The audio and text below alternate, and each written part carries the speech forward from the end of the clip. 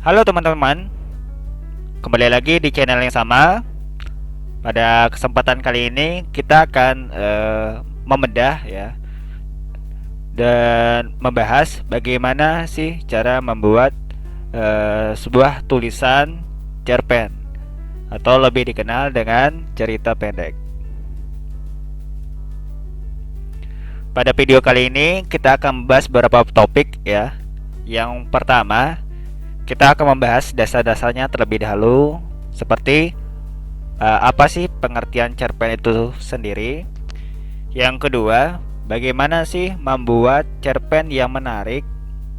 Yang ketiga, bagaimana sih memilih susunan dan alur cerita yang menarik sehingga cerpen yang dihasilkan dapat bagus, dan jika diikutkan lomba maka akan menjadi juara. Yang terakhir, kita akan membedah cerpennya ya. Beberapa contoh cerpen yang ditampilkan adalah cerpen yang mendapatkan beberapa juara di tingkat nasional. Pertama, kita akan membahas pengertian cerpen seperti yang kita kenal ya, atau singkatan dari cerita pendek ya. Ini merupakan salah satu ragam dari jenis prosa bersifat fiksi ya, dalam artian bahwa ini hanya sebuah karangan saja. Nah, cerpen sesuai dengan namanya juga adalah cerita yang relatif pendek yang selesai dibaca sekali duduk. Biasanya dalam berbagai perlombaan dan kegiatan, cerpen hanya dibatasi 3 sampai dengan 8 halaman saja maksimalnya.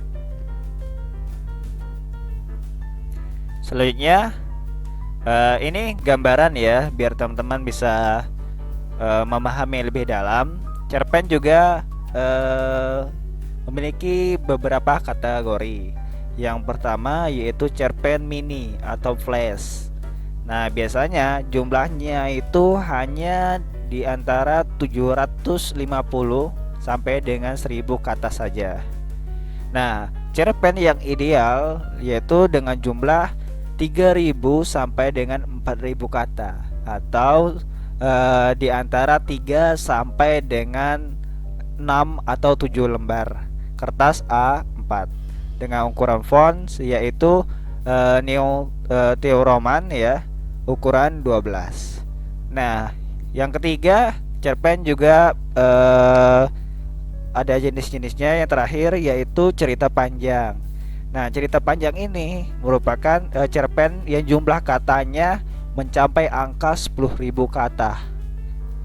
Ya, jenis ini banyak ditulis oleh cerpenis Amerika Serikat, Amerika Latin, Eropa dalam kurun waktu 1940 sampai dengan 1960.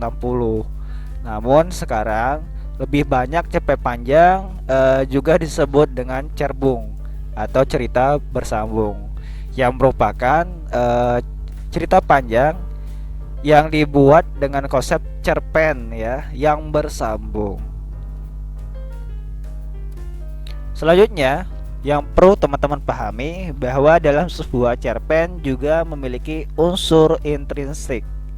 Apa saja? Yang pertama yaitu dalam sebuah cerpen ada tokoh ya, ada karakter dari pemeran ya yang kita tulis. Selanjutnya ada latar atau setting ya, merupakan gambaran ya lokasi kejadian ketika tokoh atau terjadi kejadian di dalam sebuah cerpen. Ini biasanya menggambarkan tempat ya, atau setting hari. Selanjutnya yang ketiga adalah alur atau plot. Nah, dalam sebuah cerpen ada beberapa plot yang harus teman-teman pahami. Ada plot maju, ada plot mundur, ada plot campuran, yaitu kolaborasi antara maju dan mundur. Selanjutnya yaitu sudut pandang. Nah, atau disebut juga dengan point of view. Nah, ini adalah bagaimana teman-teman ya ketika menulis menempatkan ya tokoh utamanya itu, yang pertama ya sebagai tokoh utama orang pertama, tokoh pertama orang kedua, ya, atau tokoh ketiga sebatau. Nah, dalam artian kalau tokoh utama orang pertama biasanya menggunakan kata-kata saya, ya. Saya bersekolah di sekolah swasta bla bla bla bla. Nah, itu contoh ya untuk penggunaan kalimat tokoh utama ya, sudut pandang orang pertama. Nah, kalau sudut pandang orang kedua ya atau orang lain, dia biasanya menggunakan kata-kata istilah dia atau nama tokoh utamanya. Nah, yang ketiga yang sering digunakan oleh orang yang suka menulis cerpen kebanyakan adalah orang ketiga serba tahu, di mana penggunaan ya kata-katanya menunjuk kepada nama ya, nama orang tersebut, dan dia yang menulis atau yang membaca akan lebih berinteraksi ya, seolah-olah kita yang membaca itu sudah tahu gitu. Nah, nanti kita akan membahas satu persatu. Selanjutnya yang kelima adalah gaya bahasa. Nah, gaya bahasa dalam cerpen itu menjadi salah satu daya tarik ya. Kebanyakan cerpen-cerpen sekarang itu lebih kepada penggunaan bahasa-bahasa daerah ya. Jadi ada yang namanya cerpen yang melatar belakang dan menggunakan bahasa daerah. Ada juga yang menggunakan bahasa EYD Indonesia yang sempurna. Nah, kalau daerah ini menjadi salah satu daya tarik ya seorang yang akan membaca cerpen tersebut. Selanjutnya yaitu tema ya, sama seperti puisi ya atau karya sastra lain. Unsur yang paling penting dalam sebuah karya sastra ya atau karya fiksi adalah tema. Harus ada tema yang tampil ya dalam sebuah cerpen. Apakah itu tema tentang cinta, tentang keluarga, atau sebagainya. Yang terakhir adalah amanat ya. Tetap ya, sebuah karya sastra harus ada amanat atau pesan yang ingin disampaikan. Nah, kalau dalam cerpen ada amanat tersirat ya, dan juga amanat tersurat. Nah, yang tersirat itu ada amanat atau pesan yang disampaikan langsung di dalam teks. Sedangkan amanat tersurat adalah amanat ya atau pesan yang disampaikan yang tidak nampak di dalam teks, tapi kita bisa mengambil pelajaran dari kisah yang disampaikan dalam sebuah cerpen tersebut. Nah, itu tadi unsur-unsur intrinsik ya dalam sebuah cerpen. Bagaimana cara membuat cerpen yang menarik? Nah, ini yang perlu teman-teman pahami ya, terutama untuk teman-teman yang baru baru mulai untuk menulis. Yang pertama, teman-teman harus brainstorming atau mencari ide ya. Teman-teman harus fokus ketika teman-teman menulis. Tentukan dulu tulisan teman-teman ini ditentukan atau ditujukan untuk siapa ya. Untuk kalangan tua, kalangan menengah, atau untuk anak-anak. Sehingga ide yang teman-teman munculkan itu harus disesuaikan dengan pembacanya. Ya, yang kedua, pikirkan jalan ceritanya secara utuh. Dalam artian gini, teman-teman harus memikirkan cerita dari awal ya. Awal mulai teman-teman memulai cerita, terus nanti ke konfliknya ya, dan terakhir ada penutupannya. Jadi dalam sebuah cerpen ya, teman-teman harus pahami bahwa ada yang namanya klimaks ya. Jadi munculnya sebuah masalah. Nah, ketika teman-teman menulis cerpen, teman-teman harus pahami setiap paragraf yang teman-teman susun itu memiliki kalimat utama yang ingin teman-teman ceritakan. Nah, di mana dari masing-masing paragraf yang tersusun itu nanti harus ditentukan awal mulai konfliknya terjadi, puncak konflik, penurunan, dan akhirnya nanti adalah endingnya. Mau set ending sedih atau happy ending bahagia. Nah, itu harus ditentukan. Ya. Yang ketiga, yang paling penting adalah mulai menulis.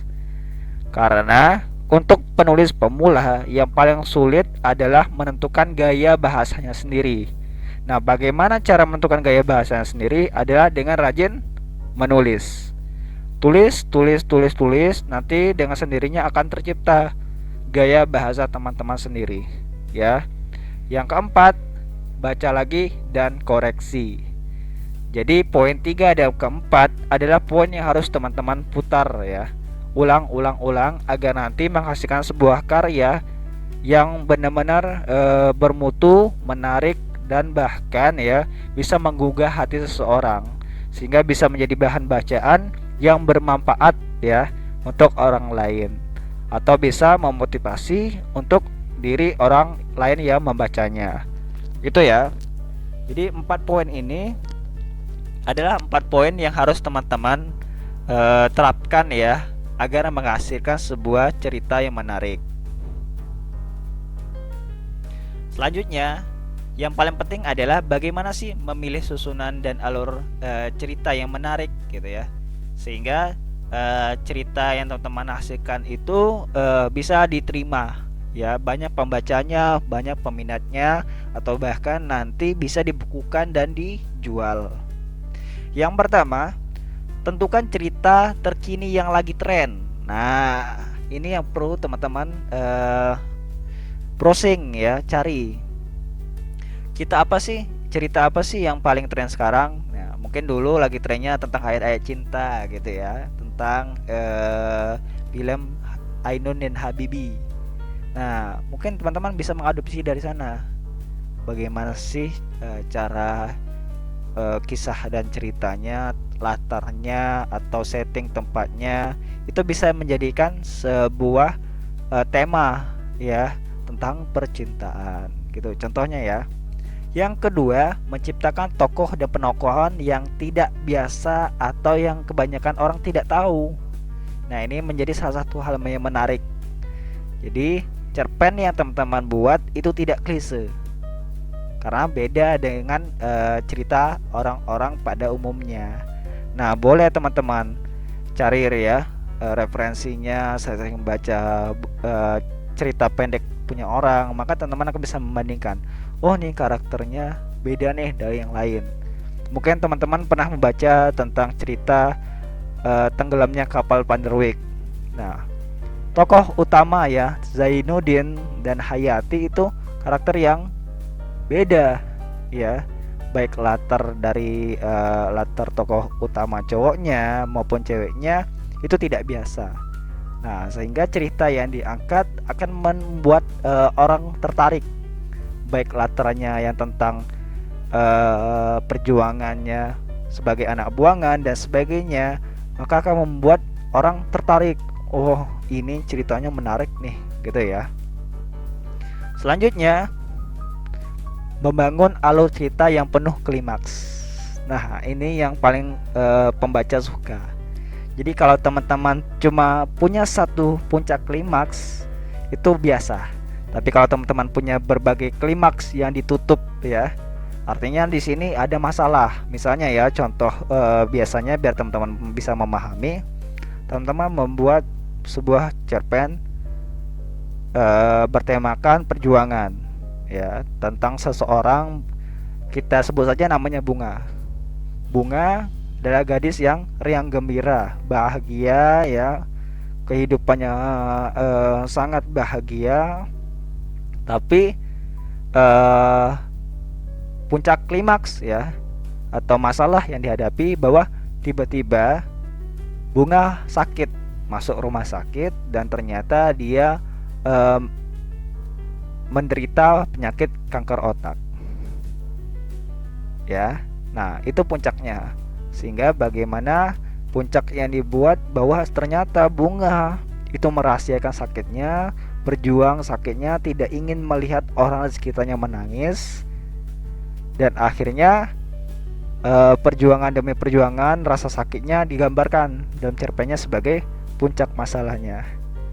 Nah, penurunannya, nah teman-teman tentukan apakah dia nanti meninggal ataukah keajaiban dia sembuh. Nah, itu teman-teman yang tutup di bagian akhir paragrafnya. Apakah itu sad ending ya, sedih, apakah itu akan bahagia. Gitu ya teman-teman. Jadi puncak klimaksnya harus teman-teman tentukan mau ditaruh di bagian mana.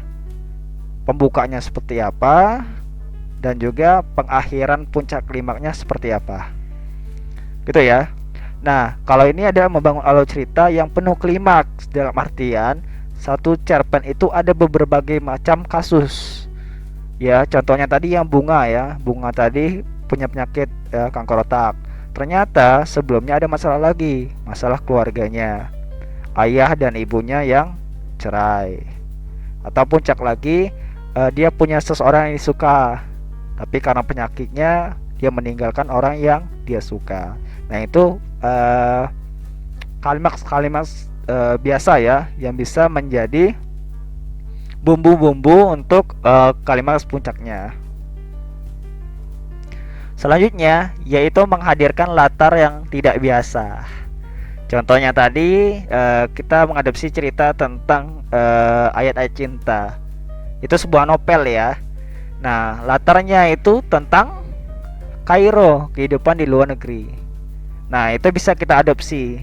Ya, bisa kita tiru, kita tuangkan dalam cerpen kita tentang latar di luar negeri, atau mungkin latar di perdesaan yang orang ya jarang mendengarnya. Itu ya. Selanjutnya yang paling penting adalah membuat dialog yang kuat. Nah, ini ya. Dalam sebuah cerpen ya atau novel ya terutama ada kalimat dialog ya yang menegaskan bahwa ada percakapan antara tokoh utama dan tokoh lainnya. Gitu ya. Biasanya tuh ada kalimat Ilham berkata, "Aku tak bisa hidup tanpamu. Walaupun engkau sakit, aku akan tetap selalu ada bersamamu." Anissa melihat dengan penuh harapan. Itu contohnya ya. Nah, ada dialog yang berkuat dan bertegas apa sih yang tokoh ini lakukan. Itu ya. Itu akan membuat orang pembaca itu merasa tertarik untuk terus membaca. Selanjutnya ada ilmu dan pengetahuan yang baru yang disisipkan. Nah, ini ya sebuah cerpen yang memiliki makna ya. Jadi nggak cuma menyampaikan tentang ceritanya saja, tapi ternyata dia menyisipkan sebuah ilmu atau pemahaman baru, atau bahkan sebuah ilmu baru yang kita jarang mendengar. Contoh, kita membuat cerpen ya tentang kehidupan di pondok pesantren. Oh, kita baru tahu ternyata di cerpen itu disisipkan tentang bagaimana sih ya amalan sunnah Rasulullah ketika menjelang Ramadan.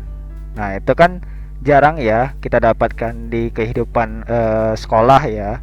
Ternyata ada nih amalan yang luar biasa yang diceritakan dalam cerpen.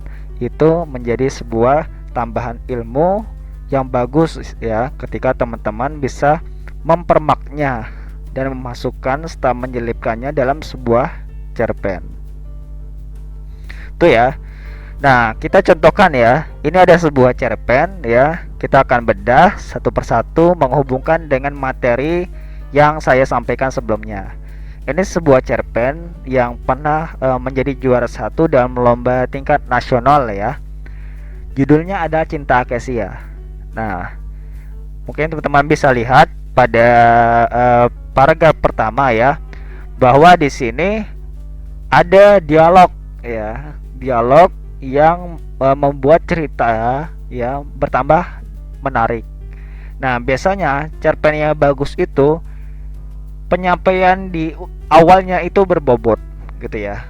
Jangan cuma menceritakan aku adalah Aisyah, tinggal bla bla bla bla bla bla, hidupku nyaman, orang tuaku seperti ini.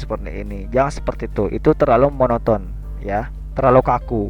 Tapi teman-teman harus bisa merombak di awal sehingga pembaca akan tertarik ya membacanya. Nah, ini salah satu contohnya bahwa penulis ini menceritakan ya sebuah pembahasan ya dengan menggunakan dialog Nah, di mana ternyata di dalam dialog ini ada sebuah ilmu gitu ya, sebuah kalimat yang menggugah gitu untuk teman-teman atau para wanita yang membacanya.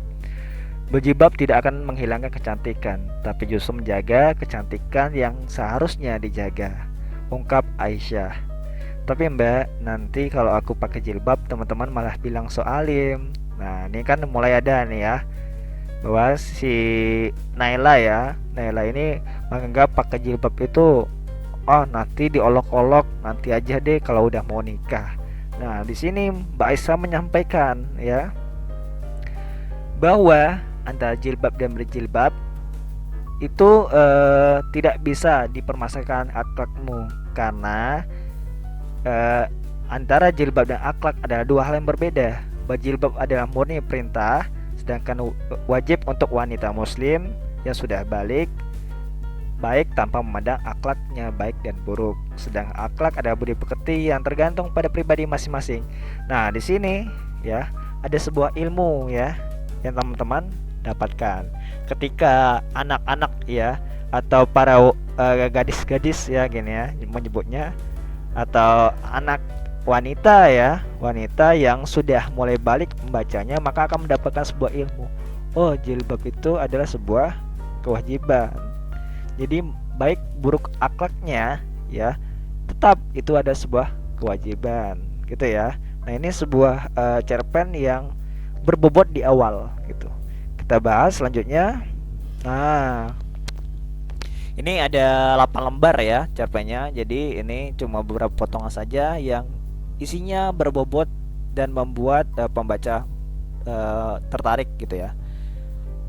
Nah, di pada kalimat ini halaman keduanya ya, dia membahas tentang pengertian cinta. Nah, ini cocok nih untuk muda-mudi ya, untuk anak-anak ABG ya, yang diranda galau ya, masa pertumbuhan. Maka ungkapan seperti ini bakal kena nih tentang bagaimana fitrah menjaga cinta gitu ya. Nah, ini bagus nih. Dia ada ungkapan bagaimana cinta yang seharusnya. Ya, bagaimana cara meyakinkan diri kalau cinta itu nggak bakal kemana-mana gitu ya. Nah, ini luar biasa nih.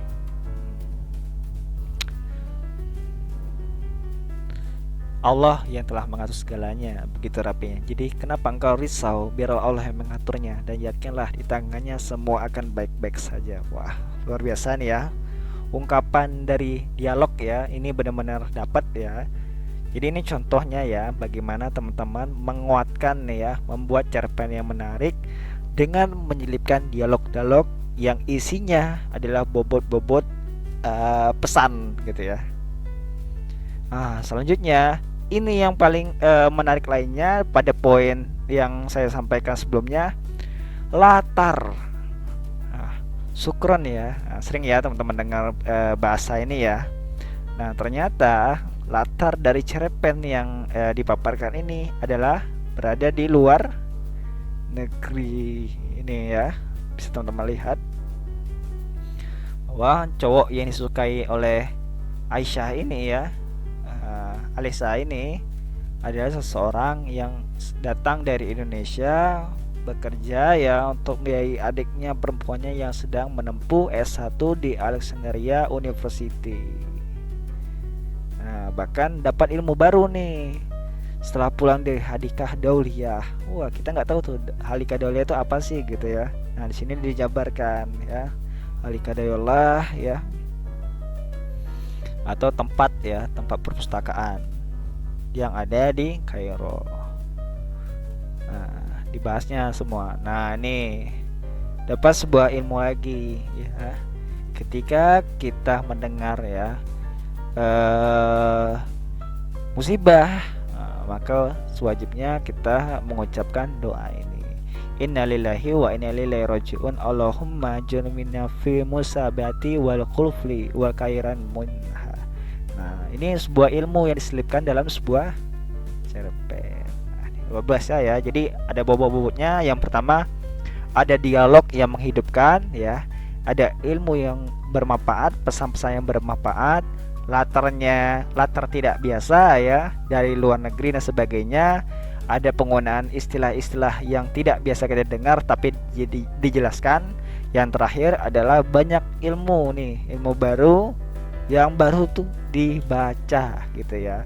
Terutama ketika cerpen ini ditujukan untuk anak-anak SMA, SMP, atau bahkan anak kuliah yang baru memasuki fase remaja. Nah, itu ya. Jadi benar-benar banyak ya tadi bobot-bobot untuk membuat sebuah cerpen yang menarik. Teman-teman mulai ya. Mulai untuk eksekusi, tulis ya, perbanyak pemahaman dan cerita cerpennya, teman-teman eksekusi tulisannya, nanti teman-teman evaluasi ya. Insya Allah ya, semoga bermanfaat apa yang saya sampaikan. Jika teman-teman bingung ingin bertanya, jangan lupa ya, silakan ketik di kolom komen ya, silakan bertanya di sana, kita akan diskusi ya. Insya Allah saya akan aktif ya untuk menjawab pesan dari teman-teman. Jika suka video ini, jangan lupa di like dan di share jika bermanfaat.